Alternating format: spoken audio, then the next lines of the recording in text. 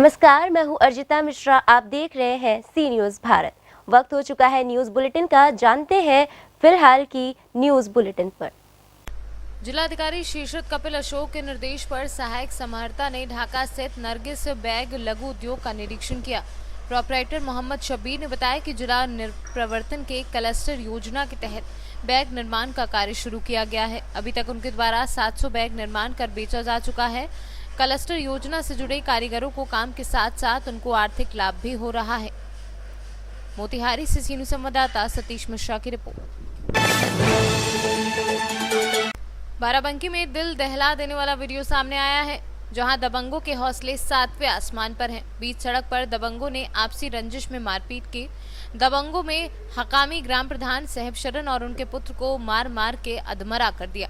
मौके पर पहुंचे पुलिसकर्मियों को भी दबंगों ने नहीं बख्शा। पुलिसकर्मियों को भी दबंगों ने पीटा।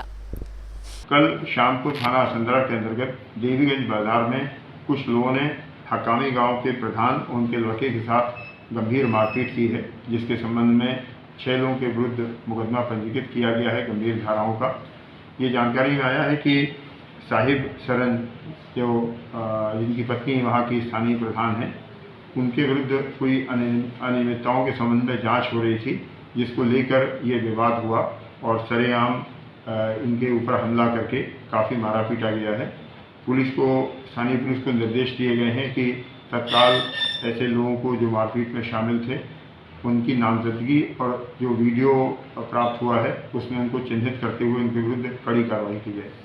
बाराबंकी से सीनियर संवाददाता आशीष कुमार की रिपोर्ट। फरुखाबाद नवाबगंज कोतवाली क्षेत्र के गांव करणपुर गंगतारा निवासी नसीमा अपनी पैतृक संपत्ति पर जन्म से काबिज हैं और कच्चा मकान होने के कारण बरसात में गिर गया। नसीमा और उनकी बहन खुशबू अपने बच्चों के साथ जीवन यापन कर रही हैं। कच्चा मकान गिर जाने के बाद पन्नी को तान कर अपनी गुजर बसर कर रही थी। मेहनत मजदूरी करके अपने बच्चों का पालन पोषण कर रही हैं।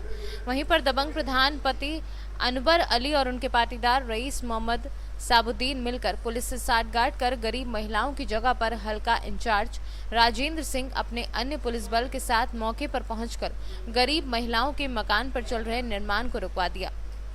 इतना ही नहीं, प्रधान और गांव के दबंगों से मिलकर उसी नींव को दरोगा ने खड़े होकर उखाड़ कर फेंकवा दिया। क्या हुआ? हमारे घर में घर घेर बनाना नहीं दे रहे।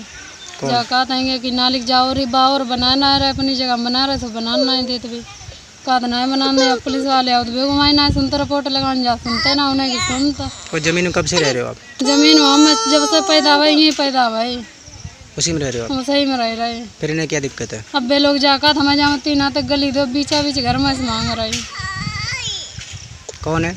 साबुद्दीन हमारे चाचा और प्रधान बेका था। औरतों ने बुला के मरवाई है। हम थाने में बैठे हैं, देखें कोई क्या करे। हम बताओ कौन है हमारे घर में पानी हो तो हम कैसे क्या कराएं। फरुखाबाद से सीनियर संवाददाता अमित कुमार की रिपोर्ट। जनपद फिरोजाबाद के थाना दक्षिण क्षेत्र के अंतर्गत हिमायूपुर उमा ग्लास कारखाने की पुलिस के पास नाले में नवजात बच्चे का शव पड़ा मिला। क्षेत्र में बच्चे की खबर आग की तरफ फैल गई, जिससे बड़ी तादाद में लोग नवजात बच्चे को देखने आए। साथ ही पार्षद अशोक राठौर एवं सुहाग नगर चौकी इंचार्ज प्रमोद कुमार फोर्स के साथ मौके पर पहुंच गए और बच्चों को निकालने के लिए क्षेत्रीय पार्षद ने लोगों के जरिए नाले में से बच्चों को निकलवाया। लोगों में भारी आक्रोश, घटनास्थल पर लगा लोगों का जमावड़ा।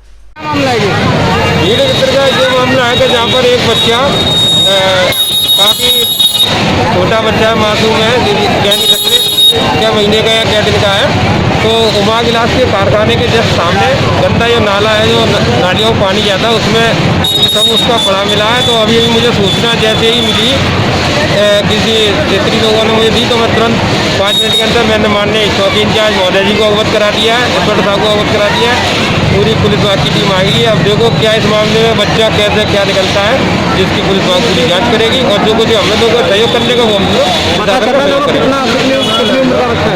ये अभी कोई मालूम नहीं पड़ पा रहा है, क्योंकि बच्चा लेकर ये तो मेडिकल कोई आधार पर बता पाएंगे हम लोग। तो बच्चा है ये छोटा सा, लेकिन अभी कोई उम्र का नहीं बता।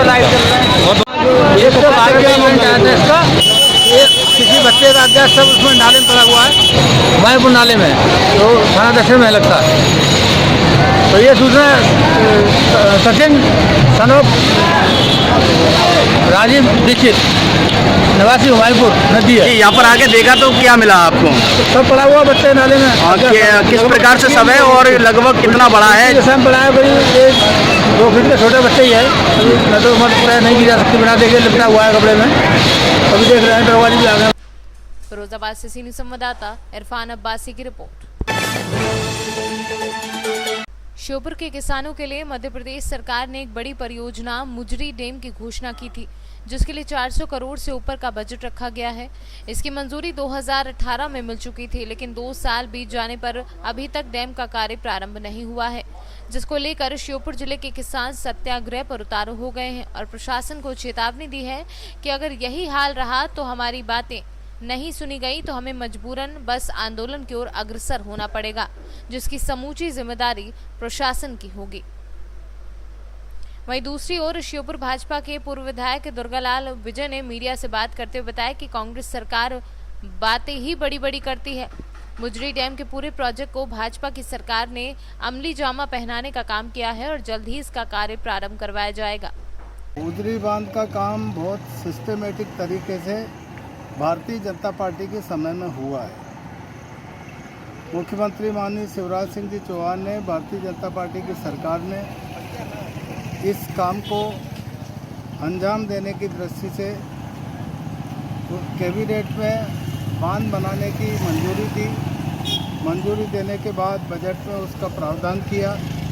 415 करोड़ रुपए का बजट स्वीकृत किया।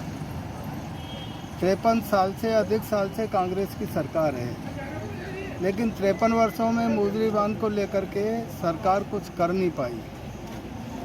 केवल भारतीय जनता पार्टी की ऐसी सरकार है जिसने इसको अमली जामा पहनाने का काम किया। क्योंकि 2018 में सत्ता परिवर्तन हो जाने के कारण से वो काम अधर में लटक के रह गया। कमलनाथ सरकार ने उसको ठंडे बस्ते में डाल दिया। इसके कारण से ये काम रुका रहा। अब जनभावनाओं के अनुरूप भारतीय जनता पार्टी की शिवराज सिंह चौहान जी की सरकार आई है। केंद्र में कृषि मंत्री माननीय नरेंद्र सिंह तोमर है, यहाँ के सांसद हैं और इन लोगों ने मिलकर के टेंडर जारी कराने की पूरी प्रक्रिया तय कराई है। जल्दी टेंडर जारी होंगे। किसानों ने भी ज्ञापन दिया है, मैं भी था उसमें, और हमने कहा है कि भाई जल्दी ये टेंडर की प्रक्रिया पूरी करनी चाहिए। इस क्षेत्र की जनता शिवराज सिंह चौहान का स्वागत करने के लिए, केंद्रीय मंत्री नरेंद्र सिंह तोमर जी का अभिनंदन करने के लिए आतुर है। जल्दी टेंडर की प्रक्रिया पूरी कराएं, शिलान्यास करें, यहाँ पर आएँ, हम सब लोग मिलकर उनका स्वागत और अभिनंदन करें। ठीक। मुजरी बांध से की काफ़ी दिन से है। जैसे हमारी सरकार रही तो इसे प्रोजेक्ट पूरा कंप्लीट हो गया था और पैसे के लिए बजट अप्रैल में जो पेश होता उसमें 400 करोड़ के लगभग इसमें पैसे तय हुआ प्रोजेक्ट में। वो पैसे जारी हो रहा था। उसके बाद में अचानक कांग्रेस की सरकार चली गई और इसका पता नहीं है कि वो कैसे पैसे रुके हुए हैं। जो बजट में पैसा था वो क्यों नहीं डल पाया। इसका काम कंप्लीट है। आज भी किसानों ने कलेक्टर महोदय को ज्ञापन दिया है और कलेक्टर साहब से इस प्रोजेक्ट के बारे में मैंने बात की है, तो ये प्रस्ताव सरकार को भेजेंगे और विधानसभा में मैंने ये विधानसभा प्रश्न रखा है। विधानसभा में इसका पता चलेगा, कारण का पता चलेगा क्यों इसका पैसे बजट क्यों नहीं डाला गया। और दूसरी बात ये है कि अगर ये प्रोजेक्ट आगे नहीं बढ़ता है तो इस पे आगे कांग्रेस की क्या रहेगी? प्रोजेक्ट आगे नहीं बढ़ता तो मैंने विधानसभा में रखा है, उसमें मुझे जवाब मिलेगा मंत्री विभाग से। और इसमें सरकार अगर ऐसा मन दिखेगा कि देने में असमर्थ है तो मैं विपक्ष। श्योपुर से सीनियर संवाददाता चेतन सिसोदिया की रिपोर्ट। अभी के लिए न्यूज बुलेटिन में बस इतना ही। देश दुनिया की तमाम खबरों के लिए बने रहिए सी न्यूज भारत के साथ। हर खबर आपके साथ, आपके